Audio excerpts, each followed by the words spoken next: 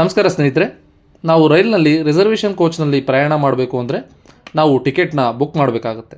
Book ಮಾಡೋಕ್ಕೆ ನಮ್ಮ ಹತ್ರ ಎರಡು ಆಪ್ಷನ್ ಇದ್ದಾವೆ. ಒಂದು ರೈಲ್ವೆ ಕೌಂಟ್ರಿಂದ ಮಾಡಿಸೋದು, ಇನ್ನೊಂದು ಆನ್ಲೈನ್ ಟಿಕೆಟ್ ಮಾಡಿಸೋದು.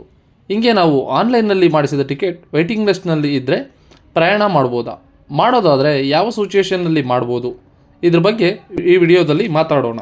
ವಿಡಿಯೋ ಸ್ಟಾರ್ಟ್ ಮಾಡೋಕ್ಕೆ ಮುಂಚೆ ನೀವು ನಮ್ಮ ಚಾನಲ್ನ ಸಬ್ಸ್ಕ್ರೈಬ್ ಮಾಡಿಲ್ಲ ಅಂದರೆ ಸಬ್ಸ್ಕ್ರೈಬ್ ಮಾಡ್ಕೊಳ್ಳಿ. ವಿಡಿಯೋವನ್ನು ಕೊನೆ ತನಕ ನೋಡಿ, ಯಾವುದೇ ಪಾಯಿಂಟ್ನ ಮಿಸ್ ಮಾಡಬೇಡಿ. ಸ್ನೇಹಿತರೆ, ನಿಮಗೆಲ್ಲ ಗೊತ್ತಿರೋ ಹಾಗೆ ರಿಸರ್ವೇಷನ್ ಟಿಕೆಟ್ನ ಕೌಂಟರ್ನಲ್ಲಿ ತಗೋಬೋದು ಹಾಗೂ ಆನ್ಲೈನ್ನಲ್ಲಿ ಕೂಡ ಮಾಡ್ಬೋದು. ಈ ರೀತಿ ಮಾಡಿಸಿದ ಟಿಕೆಟ್ನ ಸ್ಟೇಟಸ್ ನಮಗೆ ಫೈನಲ್ ಆಗಿ ಗೊತ್ತಾಗೋದು ಟ್ರೈನ್ ಸ್ಟಾರ್ಟ್ ಆಗೋ 4 ಅವರ್ಸ್ ಮುಂಚೆನೆ. ಫಸ್ಟ್ ಚಾರ್ಟ್ ರೆಡಿ ಆಗೋದು ಕೂಡ ಟ್ರೈನ್ ಡಿಪಾರ್ಟ್ ಆಗೋ 4 ಗಂಟೆ ಮುಂಚೆನೆ. ಹಾಗಾದರೆ ಈ ಚಾರ್ಟ್ ರೆಡಿ ಆದಮೇಲೆ ಕೂಡ ನಿಮ್ಮ ಟಿಕೆಟ್ ಸ್ಟೇಟಸ್ ವೆಯ್ಟಿಂಗ್ ಲಿಸ್ಟ್ನಲ್ಲಿನೇ ಇದೆ ಅಂದರೆ, ಕನ್ಫರ್ಮ್ ಆಗದೇ ಇದ್ದರೆ ಟ್ರಾವೆಲ್ ಮಾಡ್ಬೋದಾ ಅಂತ ನೋಡೋದಾದರೆ, ಇತ್ತೀಚಿನ ರೈಲ್ವೆ ಬೋರ್ಡ್ ಸರ್ಕ್ಯುಲರ್ ಪ್ರಕಾರ ನೀವು ಕೌಂಟರ್ನಲ್ಲಿ ರಿಸರ್ವೇಷನ್ ಟಿಕೆಟ್ ಮಾಡಿಸಿದರೆ ಅದು ಚಾರ್ಟ್ ರೆಡಿ ಆದಮೇಲೆ ಕೂಡ ವೆಯ್ಟಿಂಗ್ ಲಿಸ್ಟ್ನಲ್ಲೇ ಇದ್ದರೆ ನೀವು ಯಾವುದೇ ರಿಸರ್ವೇಷನ್ ಕೋಚ್ನಲ್ಲಿ ಹೋಗೋ ಆಗಿಲ್ಲ. ಬದಲಾಗಿ ರಿಸರ್ವೇಷನ್ ಟಿಕೆಟ್ ಇದ್ದರೂ ಕೂಡ ನೀವು ಜನರಲ್ ಕೋಚ್ನಲ್ಲಿನೇ ಪ್ರಯಾಣ ಮಾಡಬೇಕಾಗತ್ತೆ. ಏನಿದು, ನಾವು ಅಷ್ಟು ದುಡ್ಡು ಕೊಟ್ಟು ರಿಸರ್ವೇಷನ್ ಟಿಕೆಟ್ ತೊಗೊಂಡ್ರೆ ರಿಸರ್ವೇಷನ್ ಕೋಚ್ನಲ್ಲಿ ಹೋಗೋಂಗಿಲ್ವಾ, ಮತ್ತು ಜನರಲ್ ಕೋಚ್ನಲ್ಲಿ ಹೋಗೋಕ್ಕೆ ಇಷ್ಟು ದುಡ್ಡು ಯಾಕೆ ಕೊಡಬೇಕು ಅನಿಸಿದ್ರೆ, ಟ್ರೈನ್ ಹೊರಡೋ 30 ನಿಮಿಷ ಮುಂಚೆವರೆಗೂ ನೀವು ಆ ಟಿಕೆಟ್ನ ಕ್ಯಾನ್ಸಲ್ ಮಾಡ್ಕೋಬೋದು. ಹೀಗೆ ಕ್ಯಾನ್ಸಲ್ ಮಾಡಿಕೊಂಡು ರೀಫಂಡ್ ತೊಗೋಬೋದು. ಇಲ್ಲ ನೀವು ಟ್ರಾವೆಲ್ ಮಾಡಲೇಬೇಕು ಅಂದರೆ ಜನರಲ್ ಟಿಕೆಟ್ ತೊಗೊಂಡು ಟ್ರಾವೆಲ್ ಮಾಡ್ಬೋದು. ಎಷ್ಟು ರೀಫಂಡ್ ತೊಗೋಬೋದು ಅಂತ ಇನ್ ಡೀಟೇಲ್ ಆಗಿ ವಿಡಿಯೋ ಹಾಕಿದ್ದೀನಿ, ಒಂದು ಸರಿ ನೋಡ್ಕೊಂಬನ್ನಿ, ಲಿಂಕ್ ಡಿಸ್ಕ್ರಿಪ್ಷನ್ನಲ್ಲಿದೆ.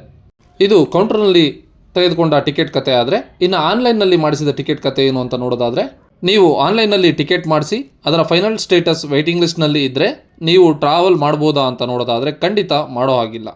ಯಾಕೆಂದರೆ ನಿಮ್ಮ ಟಿಕೆಟ್ ಏನಾದರೂ ಆಫ್ಟರ್ ಚಾರ್ಟ್ ಫುಲ್ಲಿ ವೆಯ್ಟಿಂಗ್ ಲಿಸ್ಟ್ನಲ್ಲಿ ಇದ್ದರೆ ಅದು ಆಟೋಮೆಟಿಕ್ಕಾಗಿ ಡ್ರಾಪ್ ಆಗುತ್ತೆ, ಮೀನ್ಸ್ ಕ್ಯಾನ್ಸಲ್ ಆಗುತ್ತೆ.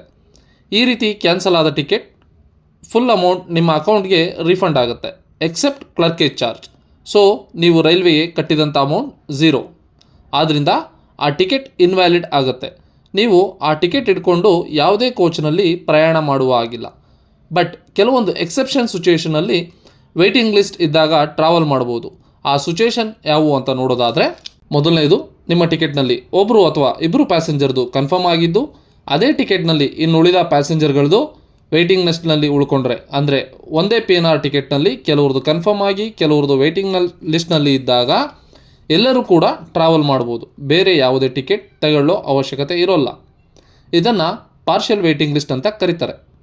Next partial waiting list situation ನೋಡೋದಾದರೆ, ಕೆಲವ್ರದ್ದು RACನಲ್ಲಿ ಇದ್ದು ಇನ್ನೂ ಕೆಲವ್ರದ್ದು ವೆಯ್ಟಿಂಗ್ ಲಿಸ್ಟ್ನಲ್ಲಿ ಇದ್ದರೆ ಬಟ್ ಸೇಮ್ ಟಿಕೆಟ್ನಲ್ಲಿ ಇದ್ದರೆ ಆಗ ಕೂಡ ಎಲ್ಲರೂ ಟ್ರಾವೆಲ್ ಮಾಡ್ಬೋದು. ಬೇರೆ ಯಾವುದೇ ಟಿಕೆಟ್ ತಗೊಳ್ಳೋ ಅವಶ್ಯಕತೆ ಇರೋದಿಲ್ಲ. ಇದಿಷ್ಟು ವೆಯ್ಟಿಂಗ್ ಲಿಸ್ಟ್ ಟಿಕೆಟ್ ಬಗ್ಗೆ ಮಾಹಿತಿ. ಈ ವಿಡಿಯೋ ನಿಮಗೆ ಇಷ್ಟ ಆಗಿದ್ದರೆ ಲೈಕ್ ಮಾಡಿ, ಕಮೆಂಟ್ ಮಾಡಿ, ವಿಡಿಯೋವನ್ನು ನಿಮ್ಮ ಫ್ರೆಂಡ್ಗಳಿಗೆ ಶೇರ್ ಮಾಡಿ. ಮರೀದೆ ನಮ್ಮ ಚಾನಲ್ನ ಸಬ್ಸ್ಕ್ರೈಬ್ ಮಾಡಿ. Thank you.